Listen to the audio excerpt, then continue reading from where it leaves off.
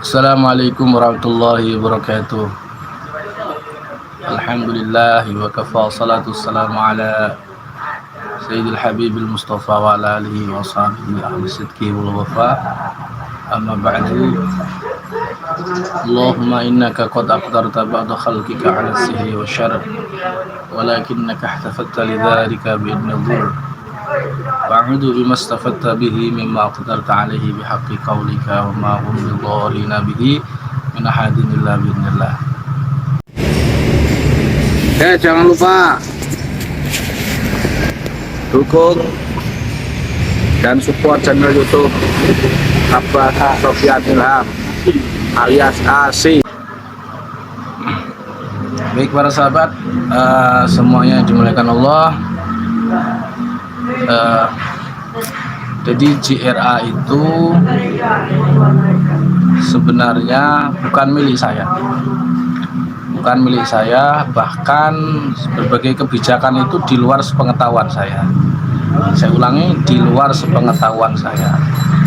Oleh sebab itu, walaupun saya pendiri, tetapi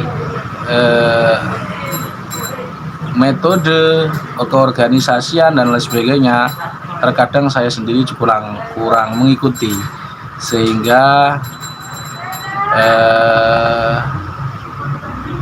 metode-metode atau perkembangan keilmuan di JRA itu sifatnya desentralistik. Jadi karakter dari organisasi JRA ini perlu dipahami, itu menginginkan model desentralistik. Desentralistik itu apa? Yaitu di masing-masing segmen dari PC, PW itu mereka memiliki kebijakan-kebijakan. Nah, memiliki kebijakan-kebijakan yang itu mereka punya otoritas. Jadi Barat Ansor dia punya kebijakan sendiri, begitu. Walaupun ada sisi kelemahan dan kelebihan. Saya mau bercerita nih. Jadi cerita dulu kita ini adalah memakai ruqyah murni. Kemudian kita membuka keilmuan, siapapun dari kalangan warga Nahdliyin yang mempunyai keilmuan boleh masuk ke JRA. Dengan satu catatan, mau praktek di hadapan saya. Singkat cerita, saya mengundangkan para pakar yang ahli dan dia sudah master. Pokoknya kalau tidak pakar, dia tidak pernah ngelatih jadi trainer minimal 50 kali jadi trainer sesuatu keilmuan itu, maka saya tidak undang. Adapun yang kita undang macam-macam, ada hipnoterapi, kemudian dari kan keilmuannya warga NU, hipnoterapi. Udah saya pernah pernah undang juga, ada ahli bioenergi, mesmerism, magnetism, kemudian orang yang prana, ada yang reiki, kundalini, kemudian ada yang macam-macam, para pakar-pakar yang menurut keilmuan mereka. Kemudian ada totok telur, totok telur, terus kemudian halilintar, kemudian pijat, kalau sekarang mungkin disebut akhir zaman. Semua ilmu itu sudah pernah kita undang. Singkat cerita, ruangan kiropraksi, bekam, fastu, terapi lintah, macam-macam. Singkat cerita, mereka praktek di hadapan saya. Kemudian saya lihat prakteknya. Kemudian bagaimana kalau disinergikan dengan ruqyah. Jadi metode ruqyah ini mengacu kepada sabda Nabi, i'radu alayya ruqakum la ba'sa birruqa ma lam takun fihi syirk. Ruqyah itu tekniknya, metodenya semuanya boleh. Karena ranahnya fikih tib. Boleh semuanya metode dilakukan, boleh. Malam takun fihi syirk, selama tidak mengandung kesyirikan, menyebut nama selain Allah, kemudian menyebut nama jin, nama iblis dan seterusnya, nama-nama selain iblis. panggilan lain iblis. Nah itu yang tidak diboleh, itu masuk ranah ruqyah yang batil. Nah ketika mereka praktek murni, tak lihat tuh yang mulai hipnoterapi, bioenergi, magnetisme, mesmerisme, pengobatan terapi juga totok telur, halilintar, macam-macam. Singkat cerita, saya hanya ACC beberapa saja. Saya ulangi, saya lihat, maka kemudian saya lihat prakteknya untuk mengobati orang, terus mungkinkah disinergikan dengan ruqyah. Kemudian bagaimana kalau disinergikan dengan ruqyah, prakteknya seperti apa, saya lihat. Bahkan yang kalian pelajari seperti Tazkirul Quran, itu prakteknya juga saya lihat, maka saya ACC. Maka Mbah Nur Hadi, saya sebutnya Mbah Nur Hadi karena terbiasa Mbah Nur Hadi, divisi ruqyah itu Mbah Nur Hadi, coba dipraktekkan.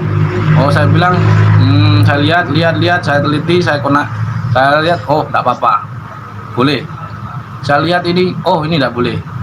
Saya lihat lagi, oh ini tidak boleh. Maka kesimpulannya adalah ada beberapa keilmuan yang sudah tidak diterima lagi di JRA. Maksudnya bila mau masuk ke JRA itu tidak perlu saya ACC, itu sudah tidak boleh lagi dengan beberapa pertimbangan. Nah, adapun kalau kalian nanti, oh saya kalau belajar ini misalkan, maka JRA sudah tidak ada pelajaran itu, gitu maksudnya, tidak dia ngajarkan itu. Yang pertama yaitu hipnoterapi murni. Ya, jadi kalau kalian mau belajar hipnoterapi murni, jangan ke JRA. Jadi bukan kerjaan JRA, tidak ada. Yang di JRA adanya ada sinergi. Kemudian mesmerisme, magnetisme, bioenergi, totok telur, kemudian mediumisasi. Jadi mediumisasi juga bagian yang sekarang sudah tidak boleh kita di JRA dulu, karena sudah saya sampaikan mediumisasi ini ada 3 cara.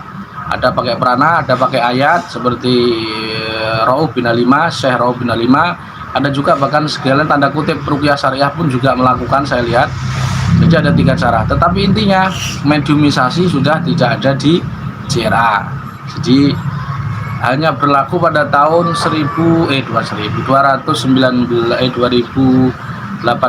2019. Jadi kalau kalian tahu praktek mediumisasi, kok ada orang JRA mediumisasi, itu mungkin pada tahun itu.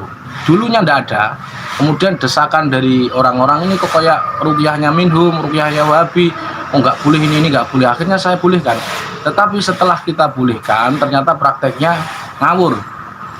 Prakteknya itu ngawur. Orang nggak ngapa-ngapain, di orang namanya orang sugestible. Yang kita larang adalah mediumisasi menggunakan hipnoterapi, karena itu bukan. Jadi kan mediumisasi ada pakai prana, ada pakai ayat, pakai sugesti, pakai hipnoterapi. Yang pakai hipnoterapi inilah yang kita larang, dan akhirnya merambat ke semua. Jadi semua walaupun pakai apa, tetap kita larang. Terus meraga sukma juga sudah tidak ada. Astral projection yang walaupun mahal ya, latihannya itu 12 juta, 11 juta, tapi kita larang. Apalagi yang pelatihan cuma 1 juta, 3 juta, yang di luar maksud saya. Jadi itu sudah kita larang. Ada berapa tadi? Hipnoterapi murni, magnetisme, mesmerisme, bioenergi,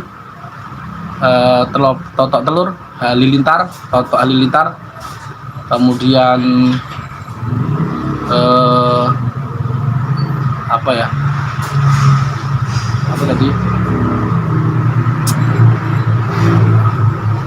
ya itulah, ada 7 ya, ada sekitar 7. Pokoknya saya sebutkan tadi 6 kurang memediumisasi 7-an. Jadi 7 keilmuan ini, kalau saya tidak melarang, sekali lagi saya tidak melarang, atau saya mengatakan itu hanya delusi, halusinasi, enggak. Silahkan kalau kalian mau, tetapi kalau di kita sudah tidak saya izini begitu, tidak saya izini. Dan umpama diizini pun apapun keilmuannya, herbal misalkan RTS uratan tulang dan sendi atau sangkal putung patah tulang, itu boleh masuk JRA dengan satu catatan, tidak boleh meninggalkan Quran. Namanya aja ruqyah, jadi kita tidak boleh membohongi masyarakat. Misalkan kita ngomong ini jamiah ruqyah tapi kok nggak ada ayatnya begitu, jadi ya lucu gitu kan, ya namanya itu menipu orang, jadi tidak boleh. Jadi sifatnya keilmuan apapun, bekam. Sekarang pertanyaannya, sekarang keilmuan JRA apa saja, mulai dari tingkat ibtidaiyah bahasanya, mulai dari bawah. Jadi keilmuan yang sedang kita sekarang adalah akomodir, adalah keilmuan ruqyah murni. Kemudian bekam, totok, gurah, bergurah ya, gurah telinga, gurah mata, gurah perut. Kemudian RTS ruatan tulang dan sendi, totok kranial, kemudian juga totok untuk para pecandu.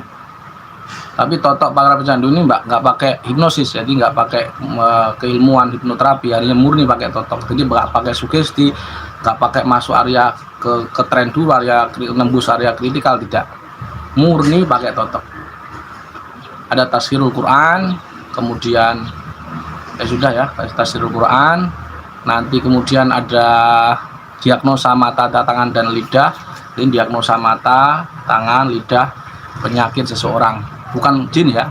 Jadi bukan deteksi tangan terus ada jinnya, enggak. Sebagaimana ada yang belajar itu, tapi kita enggak seperti itu. Kita ilmiah, jadi pakai tangan, lidah. Sekali lagi saya ulangi, jadi tahapan kalau panjenengan sudah ijazahan ruqyah, maka ada tahapan-tahapan di atasnya yang harus kalian pelajari. Pertama yaitu, sekali lagi, ilmu ruqyah itu dengan harus paham 7 swab 7 tahap. Kemudian